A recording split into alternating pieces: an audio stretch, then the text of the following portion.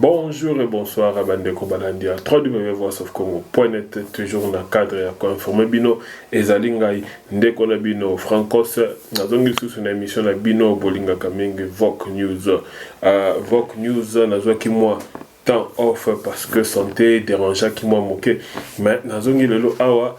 Pona tolobela maye mazali koleka na mboka Congo ndenge na lobaki na Vok News tokobanda ko toucher presque ba sujet tout oyo ezali ko déranger mboka na biso côté ya politique, musique, nyonso za koloba culture na social. Lelo tokolobela mingi politique mais toucher pe côté ya santé parce que côté ya secteur ya santé c'est que découvrir que Congo mboka na biso ezali ko perdre plus de 3 milliards de dollars chaque mois. Il y a mbongo oyo ezali kofutama na ba agent fictif, donc toko développer wana et toko loba pe ba déclaration ya Mubake a célé ko sala ba déclaration mo makasi contre président Félix. Et Tokolobela pe ba déclaration à Gabriel Kyungu o ya sili ko sala sur déclaration de bien Gabriel Kyungu ya zo qui déjà position moko o ezali ko kende contre plateforme la boka o yé pas là qui membre na ngo massi sur ko sala déclaration après retour ya Martin Fayulu na mboka Kinshasa et toko touché pe sur makambo nyoso ezali koleka na kati ya mboka politique. Donc ezanga de konabino francos avant to bande émission na kosenga na bato oyo baye awa mbala liboso na Vok Info TV YouTube na biso bo s'abonner à mingi pe bo vidéo o biseka pour kolanda bo partager yango na bande ko peut-être j'ai opportunité ya kokoma awate. Donc to bandi donc on ndenge na lo baki na bino introduction à émission oyo Congo ezamboka moko presque na ba secteur nyonso makambo mazali kotambola bien te toyebi ete Congo esilaki kozwa mokonzi ya sika na kombo ya Félix Antoine Tshisekedi, mais depuis mwana mboka kotaki gouvernement ezali kowumela po ebima parce que ba discussion za koleka entre bandeko ya Kasha na bandeko ya FCC na o etali premier ministre, mais na makambo wana nyonso ezali ko empêcher que makambo tout ezali initié par un gouvernement sortant et continue comme ça là-bas. Depuis octobre 2018, le gouvernement congolais initié qui enquête ezali comme ça sur agent fictif na secteur il y a travail na Katamboka Congo et précisément c'est focalisé sur le secteur ya santé et na kati wana na ba enquête c'est là que ça la mapona komeka koyeba combien de agents fictifs bazana bango na secteur ya santé basili ko remarquer que Congo chaque mois ezali ko perdre presque 3 milliards de dollars. 3 milliards de dollars ezali ko uta 3 milliards de dollars wana et pardon 3 milliards de dollars wana ezali ko kende wapi 3 milliards de dollars ezali ko kende na plus de 30 000 agents fictifs au bazana liste ya paiement il y a société médicale au Sozali na Congo. Ezali ko ça ndenge na ko expliquer bino. Bozana docteur soi-disant docteur oyo tie bango na liste ya université. Par exemple na Europe ça exemple ya clinique universitaire ya Kinshasa. Liste ya docteur bazana plus de 455 docteurs na liste na bango. Et na 455 docteurs wana bazana liste na bango bafutaka bango chaque mois. Mais là, enquête est que Salama, na clinique universitaire, on a trouvé seulement 190 docteurs au travaillaka wana. Mbongo ezali kobima na trésor public pour na ko futa soi-disant docteur oyo ba existaka te. Donc on ezali na clinique universitaire na Kinshasa. Sikoyo soki tolobito kenena étendu sur mboka bah comme ça la banquette on a trouvé plus de 30 000 agents. On a plus de 30 000 agents, on a 3 milliards, il y a budget, il y a mboka, kende na makambo misusu, ezali kokende na ba salaire, il y a ba docteur wana. oyo existe à côté. Donc eza ko la ça a été corruption eza tellement makasi na kati ya mboka pona ko déboulonner yango ndenge président lobaki ekozwa moins temps mingi parce que même banquette oyo esali inspection oyo banquette oyo asili kosala esali mois na mois pour tokoma na niveau wana parce que le long de zolo bakomi na niveau ya Kinshasa basili kosisa Kinshasa etikali kaka na deux provinces ya Kasai central na Kasai pona inspection tout banquette tout wana esila kosala pona ko établir vraiment combien de personnes au total bazali agents fictifs na kati ya secteur médical. Donc on est là qui moi dikambwana na kotikela bino moi élément oyo bosi la kolanda bino bomona ndenge mboka Congo zali vraiment ya ko beba côté ya ba ndenge mboka Congo zali vraiment ya ko beba na masolo oyo ya ba agents fictifs au bazali ko travailler côté ya secteur public bolanda bino moko bon tozonga. Ils ont longtemps perturbé la paie des agents de l'État du secteur de la santé. Eux, ce sont les agents fictifs pour lesquels une somme colossale de 3 milliards 500 millions de francs congolais est décaissée chaque mois pour leur prime de risque. Et depuis le mois d'octobre 2018, une mission de contrôle physique des agents de l'État du secteur de la santé est lancée sur toute l'étendue de la République.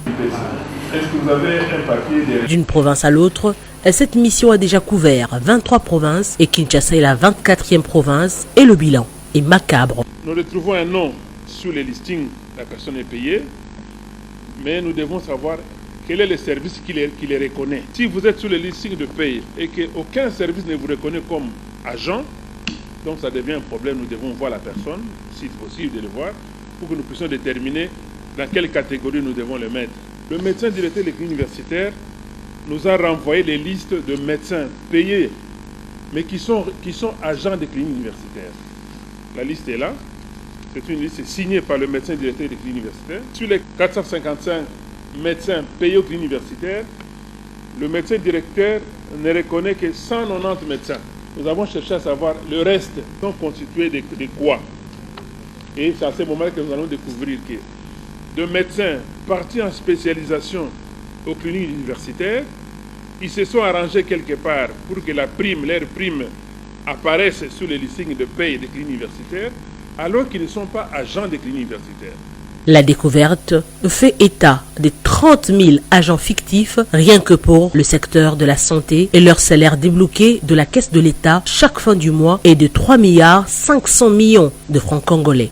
Toute personne qui perçoit la prime des risques, si elle n'est pas reconnue par une structure, en tout cas nous en tant qu'inspection, nous devons mettre fin à cette situation-là parce qu'il y a beaucoup qui travaillent mais qui ne perçoivent rien. Sur la liste, 2 provinces attendent cette mission pour avoir le nombre définitif des agents fictifs et leur salaire. Nous avons fait ce travail dans toutes les provinces. Maintenant nous sommes au niveau de Kinshasa, c'est la 24e province. Il nous reste 2 provinces, le Kasai central et le Kasai. En attendant, la mission poursuit son bonhomme de chemin. Abandi bo Silikolanda, donc Tolobeliango, et nous espérons que Makambo va continuer parce que très bien été dans le secteur à santé kakate, surtout plutôt que dans le secteur même éducation, dans le secteur surtout on va se retrouver aussi avec ce genre de situation.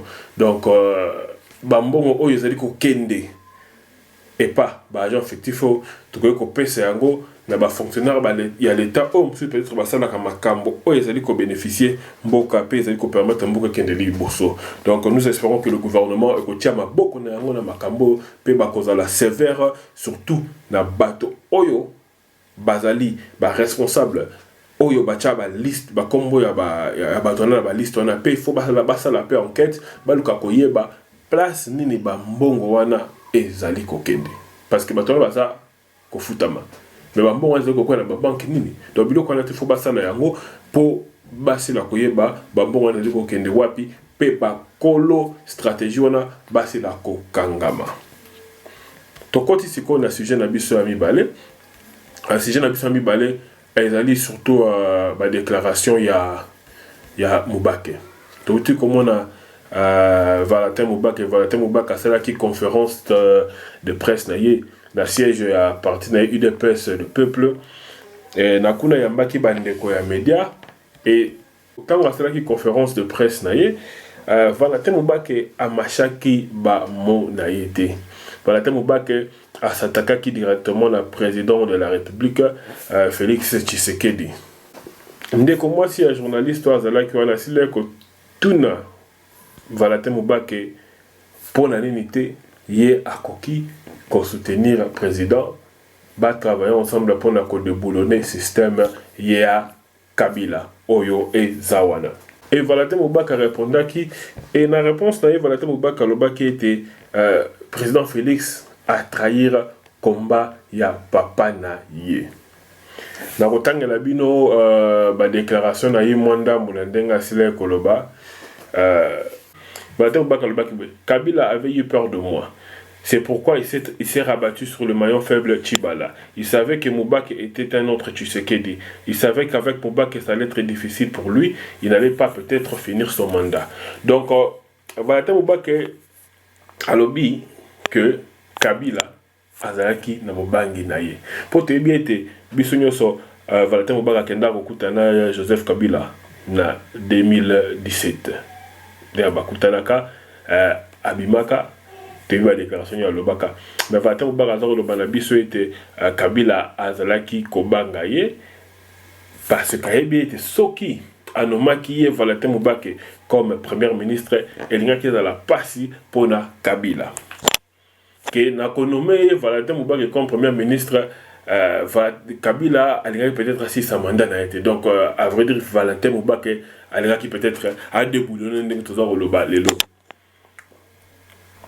Alobi que Kabila aponaki Tchibala pour Tchibala azalaki maillon faible. Donc avec Tchibala Kabila avait nakolo banandenge ni azalaki na manœuvre belé ya kosala ndenge alingi.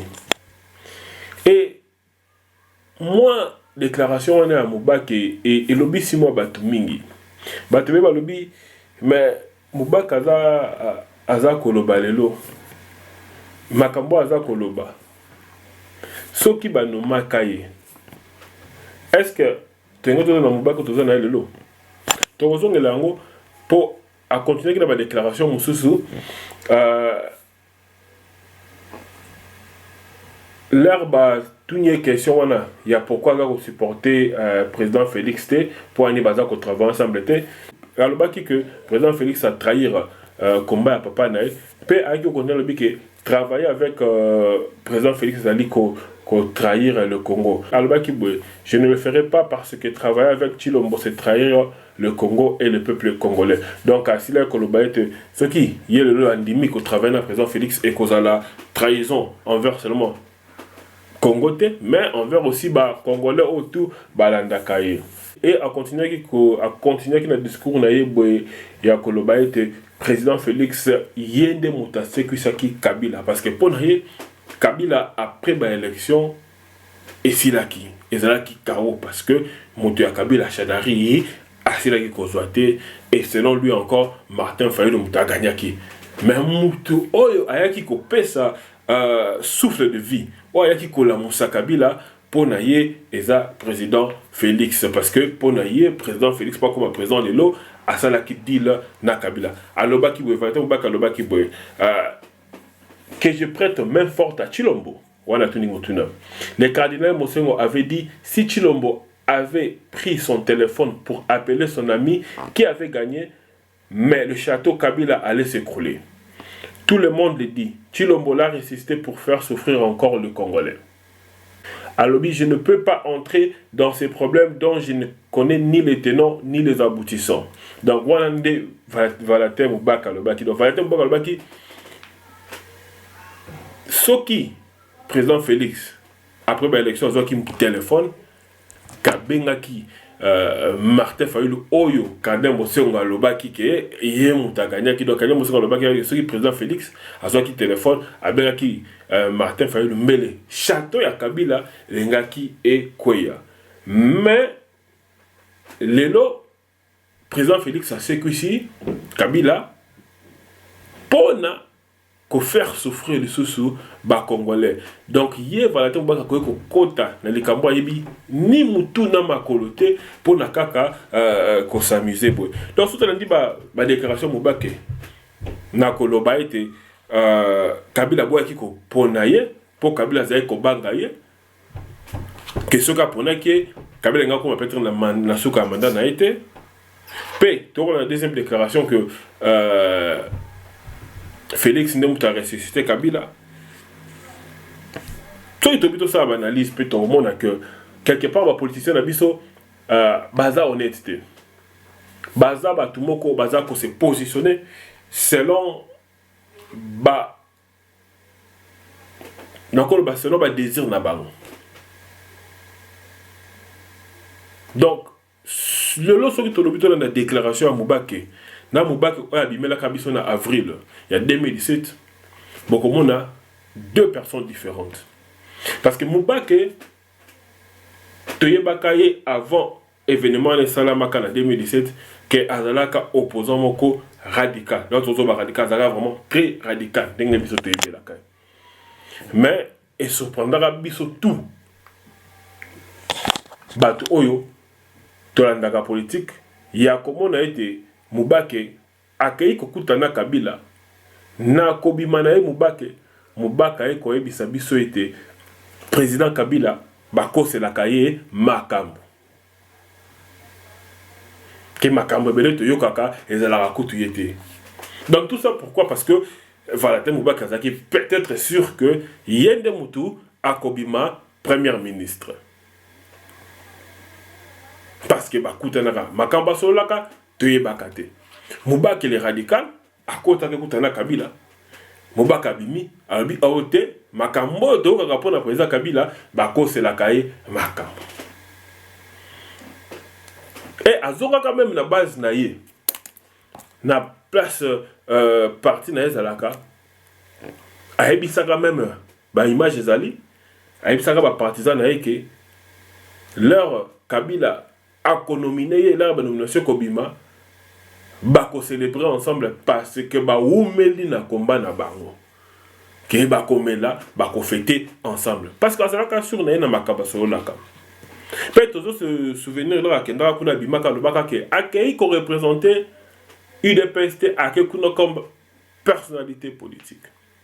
Mais après quand Kabila a décidé, Kabila abimisi Chibala te komona Valatin Mubake azongi radical. Valatin Mubake azongi anti-Kabila. Oye moko yaka koyebisa biso que bako c'est la kaye makambo. Atako tozalaka bazoba yabo. Eza lokola yo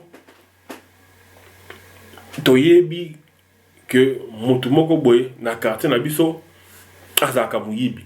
Motwana mosala na ye koyiba kabato abimaka yibi koboma et jour moko ayepa na yo a promettre le bike nde azokende boye na azokende koyiba na ndako atata wana na coin ba million et que soki na zu ba million wana yo ndenge za wana na kopesa yo ayo moins 5 millions.